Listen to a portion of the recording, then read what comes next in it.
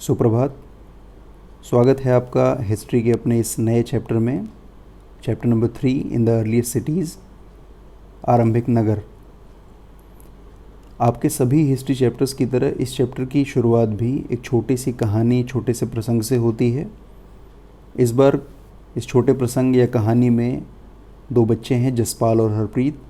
अपने घर के पास वो क्रिकेट खेल रहे हैं और खेलने की जगह से थोड़ी दूरी पर ही एक पुराना मकान है, एक खंडहर है, जिसको आमतौर पर बच्चे किसी हॉन्टेड हाउस या भूतहा घर के रूप में जानते हैं। कुछ लोग उस घर की तारीफ़ करते हुए उन्हें दिखाई दे जाते हैं।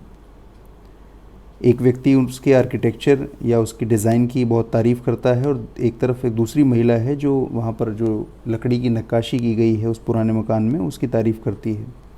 और वो आपस में ये भी बात करते हैं कि इस मकान की मरम्मत सरकार को करनी चाहिए। ऐसा वो मंत्री जी को पत्र लिख करके उसे सूचना देंगे उनको। दोनों बच्चे सोच में पड़ जाते हैं कि ऐसा क्या है इस मकान में, इस पुराने खंडहर में, जिसकी वजह से ये लोग इसकी इतनी तारीफ़ कर रहे हैं। हमें यहीं से इस चैप्टर की शुरुआत करनी है। खंडहर की बात की गई और उसके रखरखाव के बारे में कि सरकार उस पर खर्च क्यों करेगी। खंडहर या पुराना जो भवन है वो पुराने समय के इतिहास के बारे में हमें सूचना दे सकता है कि उस समय में बिल्डिंग बनाने के लिए किस तरह का मटेरियल इस्तेमाल किया जाता था, डिज़ाइंस किस तरीके की चलन में थी, उस समय के लोग किस प्रकार से रहते थे। इसके विषय में काफ़ी कुछ सूचना हमें मिल सकती है। इसीलिए पुराने भवन, पुराने मकानों की हमें इतिहास में बड़ी आवश्यकता पड़ती है, उनके विषय में हमें जानकारियाँ मिल जाती हैं। आपका मूल चैप्टर हड़प्पा सभ्यता की बात करता है, इंडस वैली सिविलाइजेशन की बात करता है। अभी हम बारी बारी उन सभी के बारे में चर्चा करेंगे। हड़प्पा की कहानी शुरू होती है आज से लगभग 150 साल पहले। वास्तविकता में काफ़ी पुराने नगर हैं, लेकिन 150 साल पहले पंजाब में ऐसा बताया गया कि रेलवे लाइन बिछाई जा रही थी और ऐसा देश में पहली बार था। देश में, इवन पंजाब में पहली बार था। देश में अगर हम बात करें कि ट्रेन कब चली थी, रेलगाड़ी कब चलाई गई थी, तो वो साल था 1853, 1853। इस साल पहली बार भारत में रेलगाड़ी चलाई गई थी और वो चली थी मुंबई से थाने के बीच में। एक छोटी सी दूरी है और भारत में पहली बार जो ट्रेन चली थी वो यहीं चली थी 1853 में। इसी क्रम में पंजाब में जब रेलवे लाइंस बिछाई जा रही थी तो इंजीनियर्स को एक पुराना नगर, एक पुराना खंडहर वाली जगह मिली जो आजकल के पाकिस्तान में है। यहाँ पर हमें समझना ज़रूरी है, ये जो समय है जिसकी चर्चा की जा रही है वो 150 साल पहले का समय है, यानी हमारी देश की आज़ादी के पहले का समय है, बिफोर इंडिपेंडेंस। और बिफोर इंडिपेंडेंस है, इसका अर्थ ये है कि पाकिस्तान और बांग्लादेश जैसे दो और देश जो हमें आजकल मैप पर दिखाई देते हैं, ये दोनों देश उस समय अस्तित्व में नहीं थे। ये दोनों भारत का ही हिस्सा थे।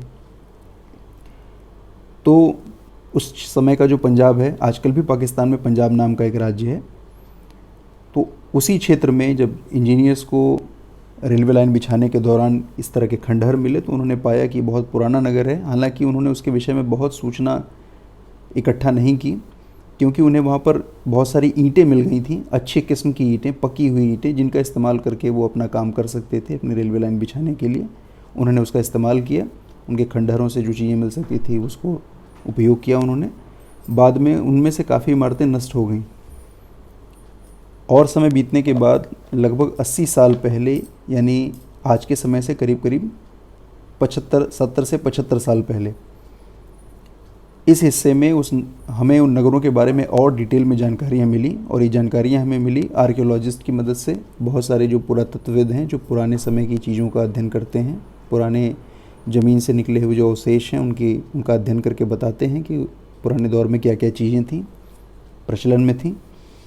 तो ऐसे जो विद्वान हैं उनकी खोज के बाद हमें ये पता चला कि हमारे इस क्षेत्र में विश्व के सबसे पुराने नगरों में से एक नगर और उसकी सभ्यता यहाँ पर बसी हुई थी। इसकी खोज यहाँ पर हुई, इस नगर की खोज की गई। और क्योंकि सबसे पहली बार जो शहर खोजा गया था वो शहर था हड़प्पा, इसीलिए बाद के सभी शहरों को भी मिला करके हम इस पूरी सभ्यता को हड़प्पा सभ्यता कहते हैं। इसका जो समय है लगभग 4500 साल पहले का है, 4700 साल पहले का। आपकी इस चैप्टर में एक मैप है जो आपको स्क्रीन पर दिखाई भी दे रहा है। इसके अतिरिक्त आप जब आपने पहला चैप्टर पढ़ा था हिस्ट्री का, तो वहाँ पर भी एक मैप था जिसकी चर्चा हमने की थी। ये वो मैप है जिसमें सिंधु नदी और उसकी सहायक नदियों को दिखाया गया है, सभी ट्रिब्यूटरीज के साथ। सिंधु नदी के आसपास का इलाका बहुत फर्टाइल था, वहाँ पर बहुत सारे लोग रहते थे, खेती बाड़ी के लिए अच्छी दशाएँ थीं। ये हमने अपने पहले चैप्टर में पढ़ा है, उसके यूट्यूब वीडियो पर भी आप इसे देख सकते हैं। हम फिर से अपने मूल चैप्टर में वापस आ जाएं, जहाँ पर हमने पहले चैप्टर में पूरे इंडिया में कहाँ कहाँ पर कौन से नगर बसे थे इसकी बात की थी। इस बार हम बात करेंगे केवल इंडस वैली या सिंधु नदी के आसपास वाले क्षेत्र में जो नगर थे, जो क्षेत्र विकसित थे, जहाँ पर लोग रह रहे थे, हम केवल उनकी बात करेंगे। इस मैप में जब हम ध्यान से देखते हैं तो यहाँ पर भी सिंधु नदी का क्षेत्र दिखता है। इसमें कुछ हिस्सा भारत और काफ़ी हिस्सा इसमें पाकिस्तान में आता है। सिंधु नदी जो कि तिब्बत से निकलती है, कश्मीर होती हुई, पाकिस्तान होती हुई, ये कराची के पास से सागर में, अरब सागर में गिर जाती है।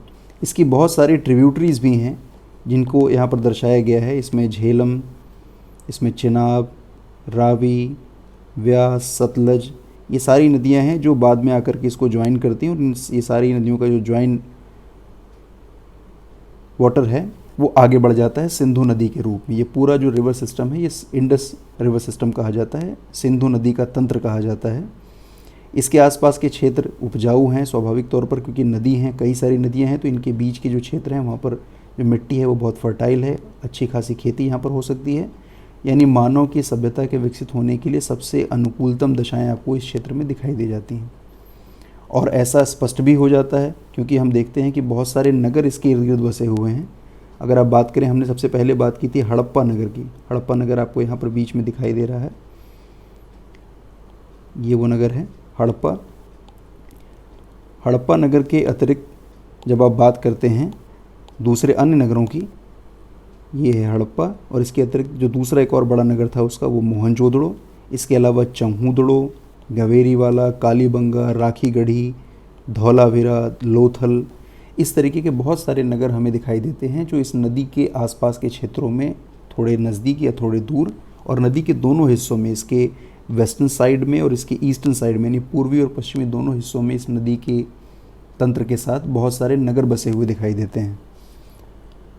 इसकी ज्योग्राफिकल लोकेशन समझने के बाद कि ये भारत के मानचित्र में कहाँ पर ये क्षेत्र आता है, हम बात करते हैं ये जो नगर वहाँ थे उन नगरों की बेसिक कैरेक्टर्स क्या थी, यानी उनकी जो प्रमुख विशेषताएं हैं, हम उनकी चर्चा करेंगे बारी बारी। जब हम इन नगरों को देखते हैं, इन सभी नगरों में ही सामान्य रूप से ये विशेषताएं पाई जाती हैं। इन नगरों में, इस पूरे नगर के दो बड़े हिस्से दिखाई देते हैं हमको। पूरा नगर दो हिस्से में बटा हुआ होता था। उसमें से जो इसका आप मैप पर दिशाएं पहचान सकते हैं, ये आसान है। This is north, this one is south, और ईस्ट की डायरेक्शन इधर की तरफ होती है, वेस्ट इधर होता है। जब हम बात करते हैं यहाँ पर बने हुए नगरों की, तो ये नगर दो हिस्से में बटे हुए होते थे। इसमें से जो पश्चिमी हिस्सा यानी वेस्टर्न साइड का हिस्सा था वो थोड़ा छोटा होता था, और जो ईस्टर्न साइड का पार्ट था वो बड़ा होता था। वेस्टर्न साइड का जो छोटा हिस्सा था इसकी ऊंचाई थोड़ी ज़्यादा थी, इसको बताया है कि ये ऊंचाई पर बना होता था, और ईस्टर्न साइड वाला यानी पूर्वी हिस्से वाला नगर नीचे था और आकार में बड़ा था। इसकी सिचुएशन देख करके हम ऐसा कह सकते हैं कि जो वेस्टर्न साइड का हिस्सा है ये वाला, ये विशिष्ट व्यक्तियों के लिए या स्पेशल लोग जो उस सभ्यता में रहते होंगे उनके लिए रहा होगा, और इन्हें हम नगर दुर्ग या फोर्ट्स एरिया कह सकते हैं, किले वाली जगह कह सकते हैं। और इसके नीचे वाला सामान्य नगर था, जनरल टाउन था, जिसमें सामान्य लोग रहा करते थे। ये हम नगरों की विशेषता की बात करें तो ये इसका पहला कैरेक्टर है। दूसरी कैरेक्टर की बात जब हम करते हैं, दूसरी विशेषता की, तो यहाँ पर हमें दिखता है कि यहाँ जो नगर हैं वो चारों तरफ से यहाँ पर दीवारें बनाई गई हैं, और दीवारों में जो पक्की ईंट इस्तेमाल की गई है, जो ईंट इस्तेमाल की गई है वो अच्छे तरीके से पकी है, और पकी इतनी अच्छे तरीके से है कि हज़ारों साल के बाद भी उनकी दीवारें हमें दिखाई दे जाती हैं। This is second character. हम तीसरी विशेषता की बात करते हैं तो सभी नगरों में कुछ न कुछ खास स्पेशल तरीके के स्ट्रक्चर्स हमें दिखाई दे जाते हैं। इनमें बहुत फेमस, बहुत पॉपुलर एक स्ट्रक्चर है मोहनजोदड़ो नगर में। मोहनजोदारो नगर में एक ख़ास किस्म का तालाब मिला जिसे महान स्नानागार कहा गया, इंग्लिश में हम इसे ग्रेट बाथ कहते हैं। ये जो तालाब है, इस तालाब को बनाने में बहुत सारे मटेरियल, आप इसके जब इसकी संरचना की बात करेंगे, इसके निर्माण की बात करेंगे, इसके स्ट्रक्चर की बात करेंगे, तो आपको बहुत विशेषताएं दिखाई देंगी जो आधुनिक नगरों जैसी हैं। हम चित्र में देख लें इसे। जब हम बात करते हैं मोहनजोदड़ो की इस महान स्नानागार या ग्रेट बाथ की, तो यहाँ पर हमें दिखता है कि इसको बनाने के लिए ईंट और प्लास्टर का इस्तेमाल किया गया है, चित्र से स्पष्ट है। और पानी का रिसाव यहाँ से बाहर की तरफ के हिस्सों में नहीं हो सके, इसको रोकने के लिए इसके चारों तरफ अंदरूनी हिस्सों में यहाँ पर चारकोल का बिछाव किया गया था। चारकोल इसमें लगाई गई थी, पूरी परत चढ़ाई जाती थी ताकि पानी रिस करके नीचे वाली परतों से अंदरूनी हिस्सों में कहीं पर नगर में नहीं जाए। इस तालाब के साथ ही साथ हमें दिखाई देता है कि यहाँ पर उतरने के लिए दो तरफ से, यानी कि इन दो हिस्सों से, यहाँ से और इस तरफ से, दो तरफ से यहाँ पर तालाब में उतरने के लिए सीढ़ियाँ बनाई गई थी। चारों तरफ इनके कमरे बने हुए थे जहाँ पर लोग अपने स्नान के बाद अपने कपड़े बदल सकें। ऐसे स्ट्रक्चर्स हमें दिखाई दे जाते हैं।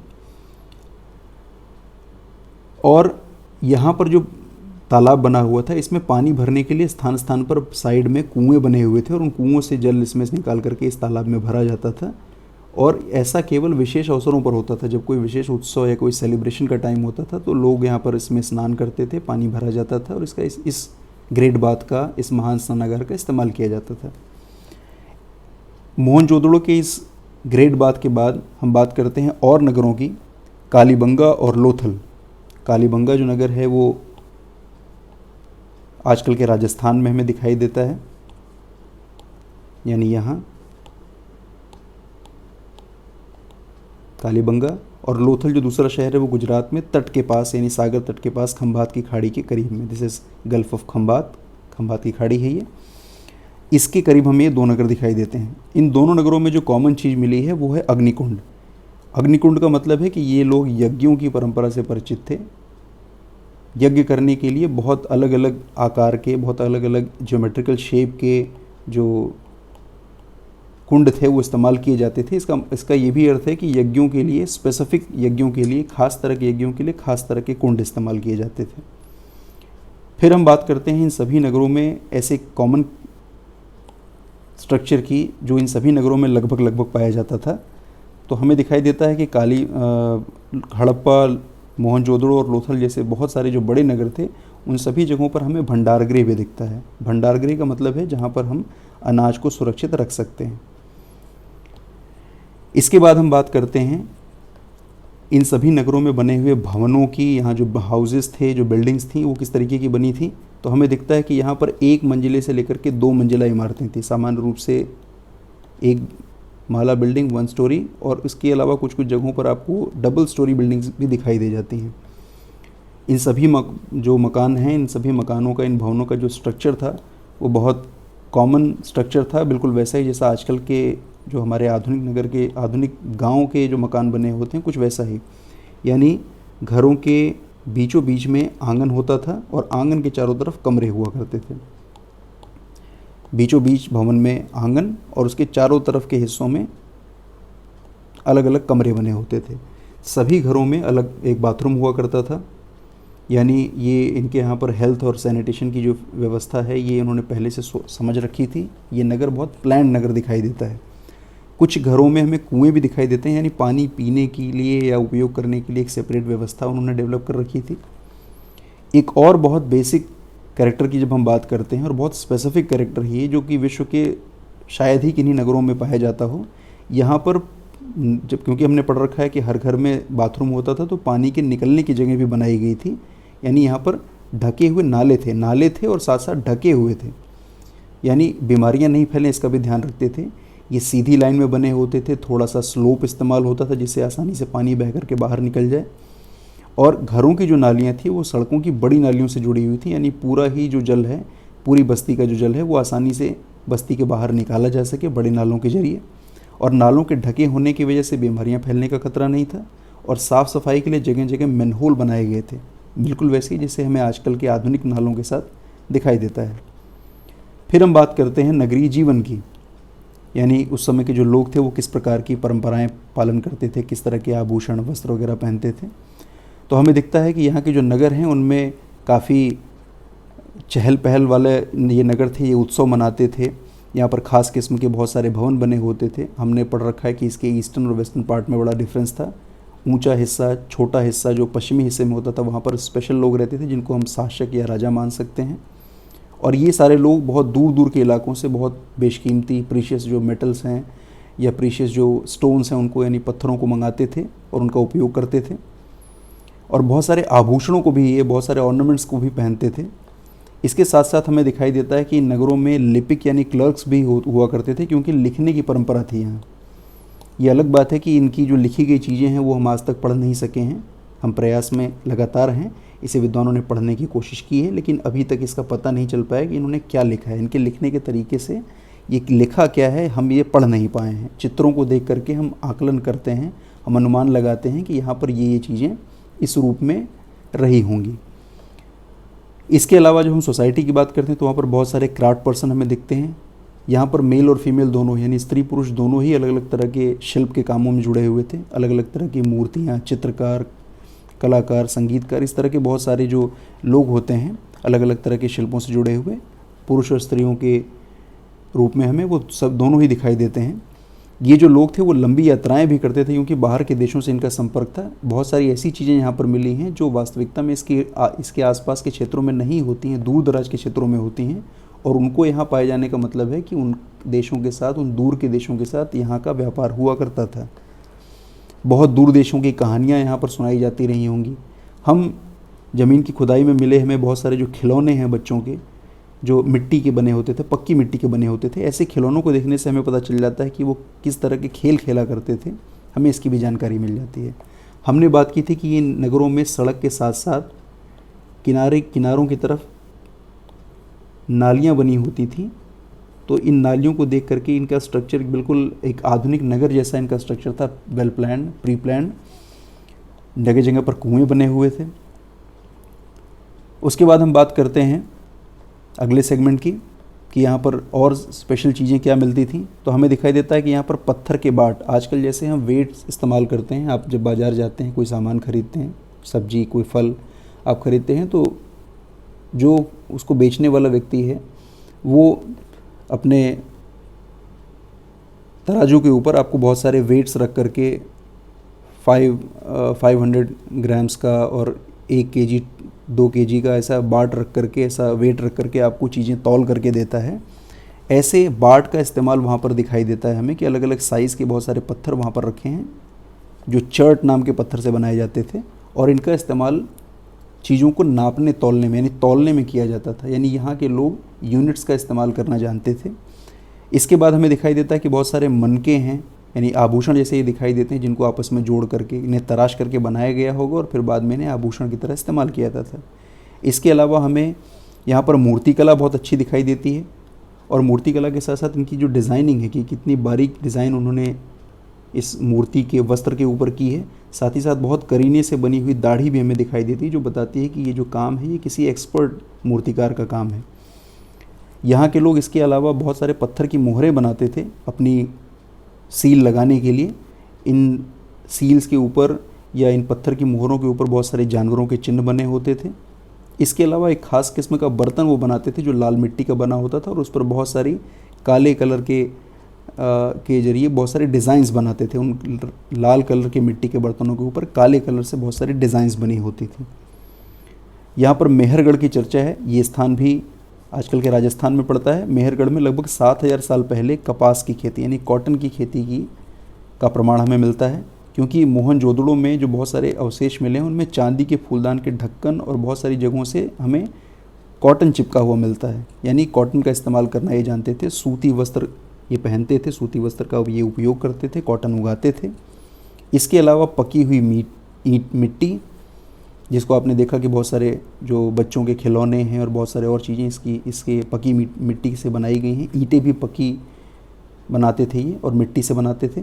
इसके अलावा फेंस की चर्चा है कि फेंस एक प्रकार का पदार्थ है जिससे मिला करके ये सूत को काटने के लिए, जैसे चरखे गांधी जी इस्तेमाल करते थे, क्योंकि कॉटन रुई जैसा होता है और उसको काट करके सूत बनाई जाती है, धागा बनाया जाता है, फिर धागे से कपड़ा बनता है चरखा चला करके।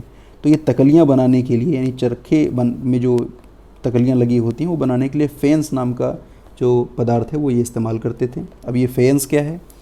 जब हम फेंस को देखते हैं तो फेंस कोई प्राकृतिक पदार्थ नहीं है, ये नेचुरली नहीं मिलता, इसको आर्टिफिशियली यानी कृत्रिम ढंग से तैयार किया जाता है। इसका अर्थ ये है कि यहाँ के लोग रसायनों के बारे में बेहतर जानते थे, तकनीक का कुछ हद तक इन्होंने विकास किया था। सैंडस्टोन यानी जो क्वार्ट्ज का जो स्फटिक का जो पत्थर होता है उसमें उसको ग्राइंड करके, उसको पीस करके उसमें गोंद मिलाया जाता था और इस तरह से वस्तुएं बनाई जाती थी। नीले और हल्के समुद्री रंग से इसको बाहर से कलर किया गया होता था और ये जो पदार्थ है ये बहुत टिकाऊ था, ये बहुत लंबे समय तक टिकता था। इससे बहुत सारे जो चूड़ियाँ हैं, बैंगल्स हैं, ये और छोटे बर्तन, कुछ हद तक ऑर्नामेंट्स भी इससे बनाए जाते थे। फिर हम बात करते हैं इन सभी वस्तुओं के स्टैंडर्ड की। ये सारे जो चीज़ें आपको मिलती हैं ये बहुत ही अच्छे किस्म की हैं, जिससे हमें ये समझ में आता है कि ये सारे काम बहुत सारे एक्सपर्ट्स किया करते थे। एक्सपर्ट्स का मतलब है जो किसी चीज़ को बनाने के लिए किसी को जब किसी खास किस्म का प्रशिक्षण या ट्रेनिंग मिली होती है तो वो ट्रेंड व्यक्ति को हम कहते हैं एक एक्सपर्ट, एक विशेषज्ञ। तो जब हम इनके कामों को देखते हैं और इनकी बारीकियों को देखते हैं तो हमें लग जाता है कि ये सारे काम किसी बहुत ही विशेषज्ञ ने, किसी बहुत ही एक्सपर्ट व्यक्ति ने किए हैं। आप पिछले पृष्ठ पर दिए गए इस चित्र को देखें, जहाँ पर दाढ़ी वाला पैटर्न मैंने बात की थी, इसको जितनी बारीकी से बनाया गया इससे स्पष्ट है कि ये मूर्ति कला जो थी वो बहुत विकसित थी। ये मूर्ति बनाने वाला व्यक्ति जो था वो बहुत अच्छा जानकार था इसका। फिर हम बात करते हैं, यहाँ पर इस सभ्यता में बहुत सारी चीज़ें कच्चे माल के तौर पर इस्तेमाल की जाती थी। किसान और पशुपालक जिन चीज़ों का उत्पादन करते थे उनका इस्तेमाल कच्चे माल के तौर पर किया जाता था। और कई बार हमें दिखता है कि बहुत सारी ऐसी चीज़ें भी वहाँ पर मिली हैं हमें जो वहाँ से दूर दूर के क्षेत्रों से मंगाई जाती थी, यानी वहाँ आसपास नहीं होती थी। इसमें बहुत सारे मेटल्स भी हैं, तांबा, लोहा, सोना, चांदी वगैरह, जो हमें दूर के क्षेत्रों से जानकारी मिलती है कि वो दूर के क्षेत्रों में होते हैं और यहाँ पर उनके अवशेष मिले हैं, वो चीज़ें मिली हैं। ये बताता है कि इन दूर के इलाकों से इन लोगों का संपर्क या संबंध बना रहा। जब हम हड़प्पा की सभ्यता के लोगों की जो ज़रूरतें हैं वो देखते हैं किन किन क्षेत्रों से पूरी होती थी, तो तांबे का जो कॉपर जो इस्तेमाल किया जाता है वो आजकल के राजस्थान में बहुत एक फेमस माइन है खेतड़ी, वहाँ से आज भी तांबे का उत्पादन होता है, कॉपर का प्रोडक्शन होता है, कॉपर निकाला जाता है माइंस के जरिए। तो ये राजस्थान का जो क्षेत्र है यहाँ से तांबा यहाँ सप्लाई होता था इस सभ्यता के लिए। इसके अलावा हम पश्चिम एशियाई एक देश है ओमान, हम वर्ल्ड मैप पर ओमान की लोकेशन को देखते हैं। जब हम वर्ल्ड मैप को देखते हैं तो ओमान पश्चिम एशिया का एक देश है जो भारत के पश्चिमी हिस्से में पड़ता है। ये भारत है और भारत से पश्चिमी हिस्से में यहाँ पर समुद्र पार एक छोटा सा देश है, ये ओमान है। ओमान से भी हमारा संपर्क था, ओमान से भी चीज़ें लाई जाती थी, ऐसा प्रमाण मिला है। ओमान से भी कॉपर लाया जाता था, वहाँ पर भी कॉपर होता था और वो उस किस्म का जो कॉपर है वो भी हमें यहाँ की अवशेषों में मिला है। कांसा यानी ब्रॉन्ज बनाने के लिए कॉपर के साथ हम टिन मिलाते हैं। अब ये टिन भी यहाँ के आसपास के क्षेत्रों में नहीं होता, तो टिन आता था आधुनिक ईरान, जिसे आजकल हम ईरान कहते हैं, पुराने समय में इसे हम मध्य प्रदेश कहते थे, बहुत पुराने समय में, और उसके बाद इसका नाम पर्सिया हो जाता है, आजकल हम इसे ईरान कहते हैं। ईरान और अफ़गानिस्तान ये दो मुल्क हैं, ये दो देश हैं जो हमारे पश्चिमी हिस्से में पड़ते हैं, पश्चिमी पड़ोसी हैं हमारे। इन क्षेत्रों से टिन आता था। अब हम ईरान और अफ़गानिस्तान को भी वर्ल्ड मैप पर देखें कि वो कहाँ पर हैं। जैसा मैंने कहा कि ये दोनों देश भी हमारे पश्चिम में पड़ते हैं। भारत से पाकिस्तान के बाद ये जो दूसरा देश है ये है अफ़गानिस्तान, और ईरान पाकिस्तान से और आगे बढ़ करके ये दूसरा देश है। This one is Iran and this one is Afghanistan. हमने पहले जिस देश की बात की थी जहाँ से कॉपर सप्लाई या तांबे की सप्लाई थी वो जगह है ओमान। इस तरीके से हम वर्ल्ड मैप पर उन लोकेशन को प्लॉट करेंगे। आपके मैप के क्वेश्चन भी इसी के साथ साथ प्रिपेयर होंगे। इसके बाद अगला टॉपिक है नगरों में रहने वाले लोगों का भोजन। किस प्रकार का भोजन वो करते थे, क्या क्या चीज़ों का वो उत्पादन करते थे। जब हड़प्पा के लोगों के अवशेषों को हम प्राप्त करते हैं तो वहाँ से हमें गेहूँ, जौ, कई तरह की दालें, मटर, धान वगैरह इस तरह की क्रॉप्स का पता चलता है कि ये लोग इस तरह की क्रॉप्स उगाते थे और उनका खान पान में इस्तेमाल करते थे। खेती बाड़ी करने के लिए हल की आवश्यकता पड़ती है, खेतों को जोतने के लिए। ऐसे किसी हल का अवशेष हमें नहीं मिला, लकड़ी से बने हुए किसी भी हल को हमने नहीं पाया उन अवशेषों में से। लेकिन बच्चों के जो खिलौने हैं उनमें हल के आकार के बहुत सारे खिलौने मिलते हैं, जिससे हमें समझ में आ जाता है कि जब बच्चे इस तरह के खिलौने खेलते थे तो ऐसे प्रकार के यंत्रों से बड़े लोग परिचित होंगे और इनका उपयोग करते होंगे। यानी हल का आविष्कार इन्होंने कर लिया था, हल का इस्तेमाल ये करते थे अपनी खेती में। इसके अतिरिक्त सिंचाई यानी इरिगेशन भी अपनाई गई थी, क्योंकि बारिश सभी समय में बराबर नहीं होती, खेती बाड़ी के लिए पानी की आवश्यकता पड़ती ही रहती है। इसलिए सिंचाई के लिए कृत्रिम ढंग से जो पानी बचत करके रखा गया है उससे, या बड़ी नदियों से नहर निकाल करके खेती बाड़ी के लिए सिंचाई के रूप में इसका उपयोग किया जाता था। जब हम बात करते हैं वहाँ के जानवरों की, क्योंकि बहुत सारे जानवर भी उन लोगों ने पाल रखे थे अपनी सभ्यता में, तो हमें दिखता है कि गाय, भैंस, भेड़, बकरी, वो सभी सामान्य जानवर जो हमें आजकल भी हमारे ग्रामीण जीवन से जुड़े हुए दिखते हैं, ये सभी जानवर वहाँ पर पाले जाते थे। और जब ये पाले जाने वाले जानवर मनुष्यों के साथ रहते थे तो इसका अर्थ है कि यहाँ पर इनके लिए चारागाह भूमियाँ डेवलप की गई थी, और कई बार जानवरों को चराने के लिए, चारे पानी के लिए दूर दूर के इलाकों तक जो चरवाहे थे वो भ्रमण भी करते थे। इसके अलावा मछलियाँ पकड़ना और छोटे जानवरों का, हिरन जैसे जानवरों का शिकार करना भी इन लोगों के ऑक्यूपेशंस में से जुड़ा हुआ था। इसके बाद अगला टॉपिक बात करता है गुजरात के 2 नगरों की। पहला जो नगर है वो है धौलावीरा और दूसरा नगर है लोथल। हम अपने मैप में इन दोनों लोकेशंस को भी ध्यान से देखें। पहले हमने बात की धौलावीरा की। धौलावीरा यहाँ पर है, ये साबरमती नदी जो आजकल बहती है उसके आसपास का क्षेत्र है, यानी बहुत उपजाऊ भूमि है इसके आसपास। और दूसरा नगर जो हमने बात की वो है लोथल, जो कि एक पोर्ट सिटी है खंबात की खाड़ी के बिल्कुल नज़दीक। पहले हम धौलावीरा की बात करें। धौलावीरा का जो पूरा नगर था वो 2 हिस्सों में बटा हुआ था। नगर को 2 हिस्से में बांटा था। हड़प्पा के ज़्यादातर नगर जो थे वो 2 हिस्से में बांटे गए थे। मैंने बात की कि पश्चिमी और पूर्वी, वेस्टर्न और ईस्टर्न पार्ट में बांटा गया था।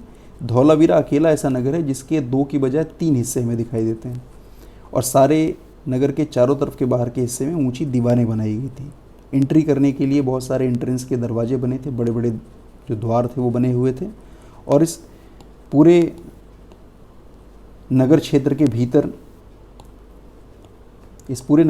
भीतर बीचों बीच एक बड़ा सा मैदान था, जिसका उपयोग किया जाता था किसी सार्वजनिक कार्यक्रम के लिए। नगर के बीचों बीच के हिस्से में एक मैदान था बड़ा सा, जिसका इस्तेमाल किसी बड़े उत्सव के लिए जब लोग इकट्ठा होते थे इसका इस्तेमाल किया जाता था।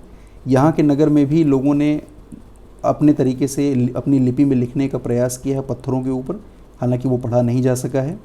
इन्होंने भी हड़प्पा के जैसे मोहरों को, यानी बहुत सारी जो सील लगाने के लिए डिज़ाइंस बनाई थी, उनका इस्तेमाल इन्होंने भी करना शुरू किया था। दूसरे नगर की बात करें हम लोथल की, तो लोथल को हम एक पोर्ट सिटी के तौर पर जानते हैं, एक बंदरगाह नगर के तौर पर जानते हैं। बंदरगाह इसका अर्थ जिसका सागर से संबंध है, जहाँ पर सागर में चलने वाली जो शिप्स हैं वो आकर के, शिप्स और बोट्स आकर के वहाँ किनारे तक पहुँचती हैं, उनका सामान वहाँ से आना जाना होता है। तो लोथल एक नगर है जिसको हम पोर्ट सिटी के तौर पर जानते हैं हड़प्पा सभ्यता में, क्योंकि यहाँ पर जो अवशेष मिले हैं वो ये बात प्रमाणित करते हैं। यहाँ पर एक बहुत बड़ा तालाब हमें दिखाई देता है, और ये तालाब जो है वो एक छोटी नदी के जरिए जुड़ा हुआ था। साबरमती नदी जो एक बड़ी नदी है उसकी एक उपनदी, एक ट्रिब्यूटरी के साथ ये तालाब जुड़ा हुआ था, और उसके जरिए होकर के फिर वो सागर से मिल जाता था, जिससे सागर में आने वाली जो बोट्स थीं, जो शिप थीं, वो अपना सामान लेकर के लोथल के इन नगरों तक आसानी से पहुंच जाती थी। यानी एक तरीके से हम मान सकते हैं कि हड़प्पा सभ्यता में पोर्ट सिटी के तौर पर लोथल डेवलप था। इसके बाद इन नगरों में भी जब हम बात करते हैं तो यहाँ पर भी भंडारगृह बनाए गए थे बहुत सारे चीज़ों को एकत्र करने के लिए। विशेषकर अगर जब हम बात करें अनाज की तो वो एक से इकट्ठा करके रखते थे। मुद्रा या मुहरबंदी की बात करें, जैसे आजकल हम कोई सामान पैक करके कहीं पर भेज रहे होते हैं तो हम उसे सील उस पर लगाते हैं, उसी तरीके से उस दौर में भी इस तरीके से गीली मिट्टी पोत करके उस पर मुहर लगाई जाती थी। और छाप अगर टूटी हुई नहीं तो हम ऐसा मान लेते थे कि जो सामान भेजा गया है उसके साथ कोई छेड़छाड़ नहीं हुई है। इसका अर्थ है आजकल जैसा ही उन्होंने इस तरह का सिस्टम डेवलप कर रखा था, वो चीज़ों को सील बंद करके एक से दूसरी जगहों पर भेजा करते थे। इसके बाद बात आती है इस सभ्यता के नष्ट होने की। ये सभ्यता बाद के समय में समाप्त हो गई, और वो समाप्त क्यों हुई इसके कारण जो हैं वो बहुत सारे कारण हमें समझ में आते हैं। जब हम देखते हैं लगभग 3900 साल पहले, यानी आज से 3900 साल पहले तो धीरे धीरे नगरों ने लिखने की अपने तरीक़ों को, बहुत सारे जो मुहर सीलबंदी वो करते थे, बाटों का इस्तेमाल करते थे, वेट्स का, वो सब उन्होंने बंद कर दिया। दूर दराज के इलाकों से उनके सामानों का आना जाना कम हो गया। बहुत सारे कचरा जो था वो नगर में दिखाई देने लगा था, यानी जो प्लान्ड सिटीज़ हमको दिखती थी वो बहुत बेतरतीब, बेहिसाब होने लगी। जो ड्रेनेज का सिस्टम था, पक्की नालियों का, वो सारा सिस्टम नष्ट होने लगा। लोग यहाँ पर बहुत अनइंटरेस्टेड हो गए, यहाँ से दूर दूर जाने लगे। तो वो क्या कारण थे जिससे ये नगर से लोग चले गए, ये नगर नष्ट हो गए, ख़त्म हो गए? तो जब हम विद्वानों की बात करते हैं तो बहुत सारे अलग अलग मत हमें इसके लिए दिखाई देते हैं। कुछ विद्वान ऐसा मानते हैं, अगर हम कारणों की बात करें तो कुछ विद्वान मानते थे कि नदियाँ सूख गईं जिससे जंगलों का विनाश हो गया। कुछ ने ऐसा कहा कि यहाँ पर जो बड़े बड़े चारागाह और घास वाले जो मैदान थे वो ख़त्म हो गए, क्योंकि यहाँ पर बहुत बड़ी संख्या में जानवर भी इनके साथ थे, और वो घास के मैदान समाप्त होने से नए इलाकों की तरफ चले गए, तो ये नगर नष्ट हो गए। और कई बार हमें ऐसा भी मिलता है कि इन जगहों पर बड़ी बाढ़ आई होगी, यानी फ्लड आई होगी। इस तरीके से हमें कई सारे मिश्रित कारण मिलते हैं विद्वानों के अलग अलग मतों से। सामान्य रूप से हम ऐसा मान सकते हैं कि इन सबका प्रभाव इन नगरों पर पड़ा होगा, और बाढ़ और नदियों के सूखे की वजह से धीरे धीरे ये इलाका आबाद से बहुत वीरान होता चला गया। लोग इन जगहों को छोड़ करके जाते रहे। हम पंजाब और सिंध के हिस्सों की बात करें, आजकल वाले पाकिस्तान में ये हिस्सा जो है वो पंजाब है, नीचे वाले हिस्से को हम सिंध कहते हैं। ये दोनों हिस्सों में जो नगरीय सभ्यता यहाँ पर हमको दिखाई देती थी, धीरे धीरे ये पूरी सभ्यता वीरान हो गई। लोग इन जगहों को छोड़कर चले गए, और गए कहाँ? वो गए इस हिस्से से और पूर्वी हिस्सों की तरफ, यानी भारत के और भागों की तरफ वो फैले, और यहाँ से दक्षिण की तरफ गए। यानी इस तरीके से नगरीय सभ्यता जो यहाँ पर विकसित थी ये नष्ट हुई, लेकिन नई सभ्यता जिसको हम भारतीय सभ्यता के रूप में जानते हैं वो नए क्षेत्रों तक फैलती चली गई। ऐसे बाद के नए नगरों के बारे में हमें अपने अगले चैप्टर्स में पढ़ना है। एक और एग्जाम्पल आपकी बुक में अपने देश के बाहर से लिया गया है। एक बहुत पॉपुलर देश है इजिप्ट, मिस्र, इसे हम हिंदी में कहते हैं। यहाँ पर आपको पिरामिड्स, ये शेप आपने कई बार देखा होगा, पिरामिड्स का निर्माण करते थे यहाँ के लोग।